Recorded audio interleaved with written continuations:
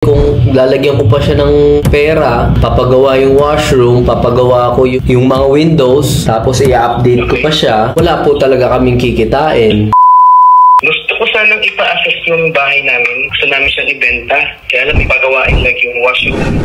Wala kaming pera pang pagawa. Magkano po gusto nyo dyan na masaya kayo sa number na makukuha nyo? Kahit mga nasa 380. Tumitingin ako dito ng comparables. Merong nabenta dyan lang sa 380. And etong bahay na to, gawang-gawa na po siya. Like, wala na po kayong aayusin. Meron din po nabenta sa 405. Same thing, wala na din po siyang gagawin. As you can see, kuya, ang price range ng bahay nyo is 380 to 400. So for me po, kung may gagawin pa siya, to be honest po, medyo mahal siya sa 380. Medyo outdated siya. Outdated din yung kitchen. Yung basement, nagpalit kami ng flooring. Hindi naman binil. Nagpalit kami ng furnace niya. Nagpalagay na rin kami ng aircon. Oh wow. Yung mga window nyo, binago nyo po ba? Hindi. Yung window po, yan ang medyo mahal din sa renovation eh. Simula nang binili namin siya, hindi namin I see.